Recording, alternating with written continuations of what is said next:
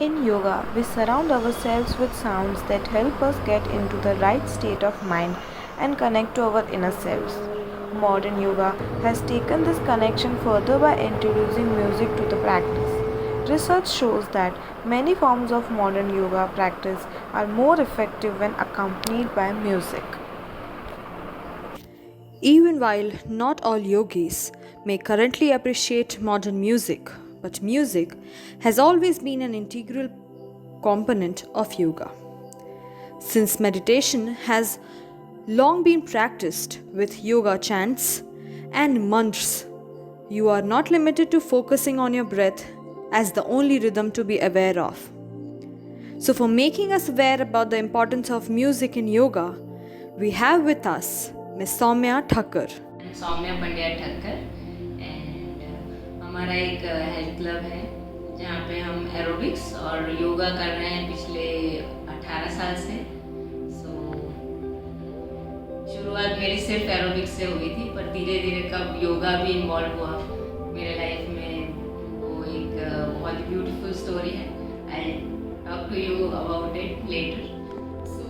Ma'am, योग और संगीत की जड़ें आपस में कैसे उलझती हैं? See, entire universe, entire existence of human being in this universe is about vibrations.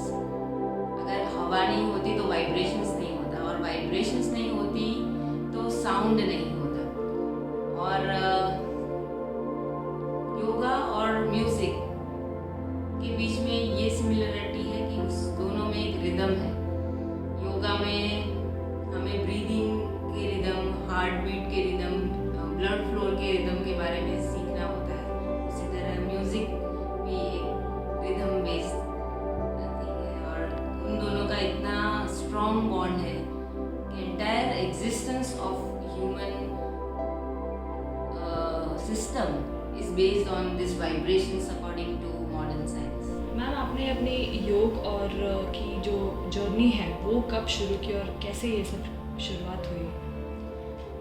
C my mother, उन्होंने वो जॉब करते थे और उन्होंने वहाँ पे BRS लिया। उसके बाद अपनी खुद की हेल्थ के लिए हम लोगों ने एक हेल्थ क्लब शुरू करने का डिसाइड किया। और तब मैं बहुत छोटी थी, आई वॉज इन स्कूल। तो मुझे ज़बरदस्ती मम्मी मेरे अपने साथ ले जाते थे और मुझे ज़रा भी पसंद नहीं था। I had no confidence of attending and facing a lot of women at the same time and no being a leader there and doing it. पर धीरे धीरे सब वहाँ पे भी थोड़े फ्रेंडली होते गए, मैं एरोबिक्स में जुड़ती गई। And one thing I was very sure about it, मैं योगा का जो पार्ट है थोड़ा सा वो अटेंड नहीं करने वाली हूँ। That's what I have said in when I was in school.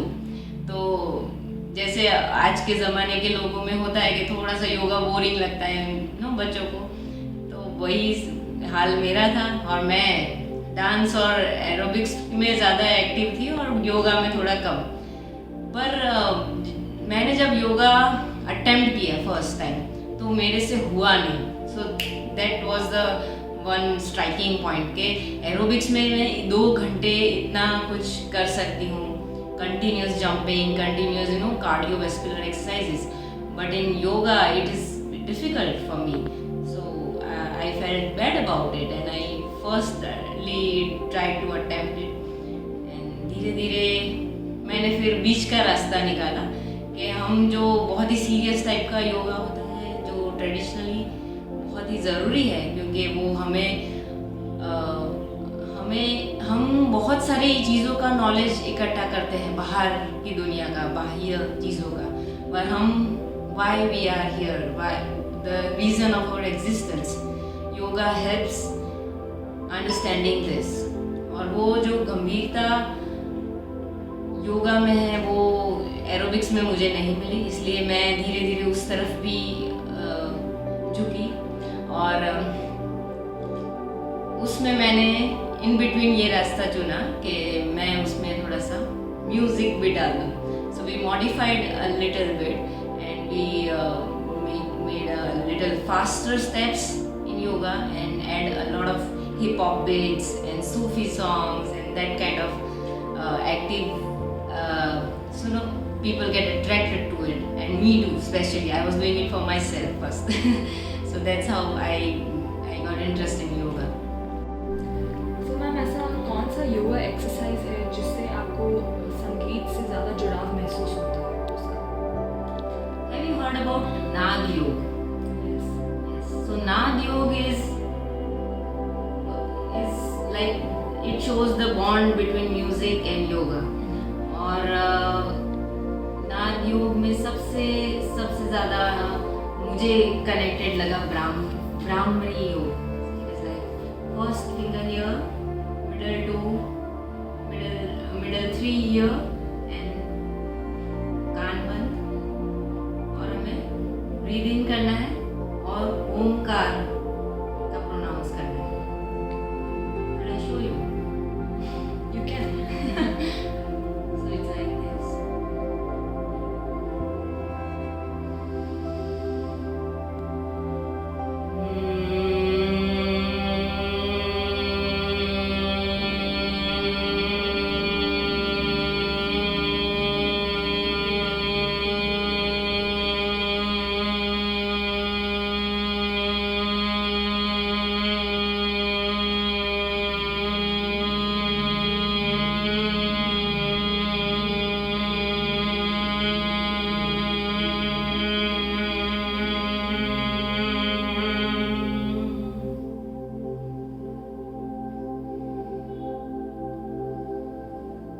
दरमियान भी मैंने सुना इस बारे में कि ब्राह्मरी योग से हम नाइट्रेट भी जनरेट कर सकते हैं, और उससे जो भी इन्फेक्शंस है बॉडी में उसको हम कम कर सकते हैं. So it has so much of power in this. यही है कनेक्शन बिटवीन योग, विच इज नाद योग, and that is showing the music in yoga, combining in this particularly Brahmi yoga. Music का मेंटल हेल्थ पे बेसिकली क्या बेनिफिट्स हैं उसके? So music is about activating 108 chakras in our body, and using this 108 vibration sounds in our life is about Nad Yoga. This is what is called Nad Yoga. और नाद योग में जो है ब्राह्मरी और उद्गीत, ये जो है सबसे ज़्यादा कोई भी बीमारियों को दूर करने में सबसे बेहतरीन योग है. जो जिनको नींद की तकलीफ है, मानसिक बीमारियां हैं, माइग्रेन है, ऐसी चीज़ों में ये सबसे ज़्यादा लाभदायी होता है. And it is about enhancing self discipline, being stress free, relaxing, balancing in our life, and focusing at one point. So it has a lot of deep benefits in this.